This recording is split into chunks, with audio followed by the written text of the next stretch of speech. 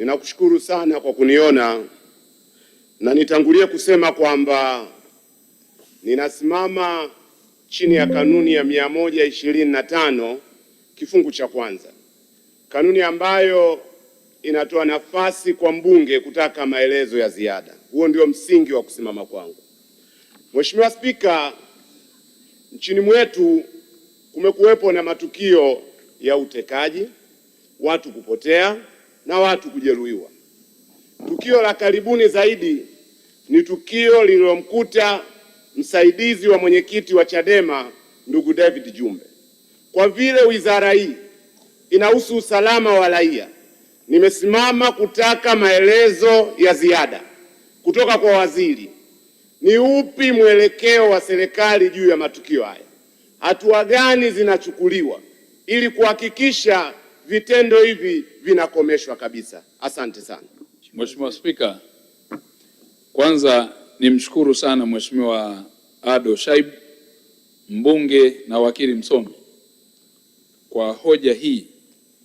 Mheshimiwa Spika, kama nilivyoeleza na kwa sababu ya ufinyu wa muda na reference ya taarifa mbalimbali juu ya ukiacha matukio kama hayo ya utekaji aliyoyaeleza, katika ujumla wake ni matukio yote ya jinai, kwa sababu matukio ya jinai, Mheshimiwa Spika, yanamgusa mtu moja kwa moja, na wajibu na msingi mkuu wa kikatiba na sheria ni kusimamiwa na serikali, na ndio maana makosa yote ya jinai yanasimamiwa na Jamhuri ya Muungano wa Tanzania.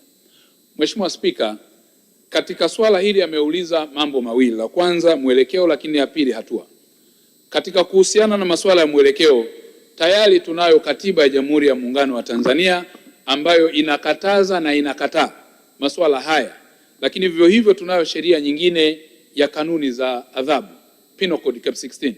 Hii sheria inaeleza kama tutatokea tukio la namna yoyote ile dhidi ya shambulio kwa mtu au kwa utaratibu ambao upo nje ya utaratibu wa sheria, maana yake ni kwamba chombo ambacho kinahusika na masuala ya usimamizi wa ulinzi na usalama na upelelezi itachukua hatua. Na wakati wote tumekuwa tukipata matukio haya, Mheshimiwa Spika, ya utekaji, jeshi la polisi limeendelea kusimama imara, limekuwa likifanya upelelezi na uchunguzi juu ya hoja na changamoto mbalimbali za masuala ya utekaji, kitu ambacho Mheshimiwa Spika kitaendana na kile nilichokizungumza. Kuna masuala ya uzandiki na subversion yapo pia ambayo yanatokea. Tunazo kesi za utekaji ambazo zipo zinaendelea kuchukuliwa hatua mbalimbali za kiupelelezi. Mheshimiwa Spika, siwezi kuzungumza hapa kwa sababu ya faida ya taratibu za kiupelelezi, na Mheshimiwa Ado anafahamu the criminal procedure hainiruhusu kueleza juu ya mambo mbalimbali ambayo yanahusiana na masuala ya upelelezi.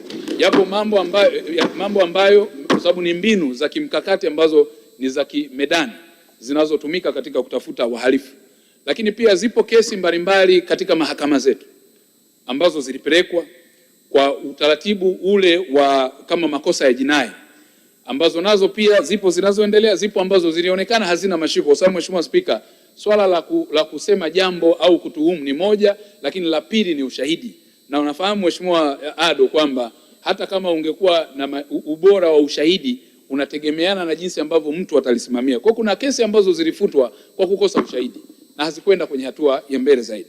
Lakini pia zipo kesi nyingine Mheshimiwa Spika za masuala ya utekaji ambazo zilibainika kwamba yalitokana na visasi vya mambo mbalimbali. Moja wapo visasi ama ya masuala ya biashara, uhasama unaohusiana na masuala ya mbalimbali ya kimahusiano ya katika jamii. Inawezekana ni biashara, inawezekana ni siasa, na katika masuala haya Mheshimiwa Spika yamekuwa yakipelekea kupata matukio ya namna hiyo. Na matokeo yake Mheshimiwa Spika, pia yapo masuala ya utekaji ambayo yalitokea na watu kufanya rekodi tunayo. Waliamua kusema kuhusiana na kwamba nimetekwa na ikazushwa hivyo, na hatimaye tulikuja kugundua kwamba ulikuwa ni mchoro au mchongo wa kisiasa kwa lugha ya kisasa unaoisema. Kwa hiyo Mheshimiwa Spika, taifa, Jamhuri ya Muungano wa Tanzania chini ya Dr. Samia Suluhu Hassan na Wizara ya Mambo ya Ndani na sheria zake zote juzuu 438, hakuna sehemu tunayoruhusu mambo haya, na ikitokea popote pale tutachukua hatua, na hata yale yaliyotokea Mheshimiwa Spika tunaendelea kuchukua hatua. Lakini kuhusiana na mwelekeo, mwelekeo ni msingi ule ule mheshimiwa, wa kusimamia haki za binadamu na utawala wa sheria. Tutaendelea kusimama na hilo mheshimiwa Ado. Nikupe trust hiyo msomi mwenzangu kwamba sisi tutaendelea pamoja na nini kushirikiana kuhakikisha jambo hili linafikia mwisho. Asante. Asante.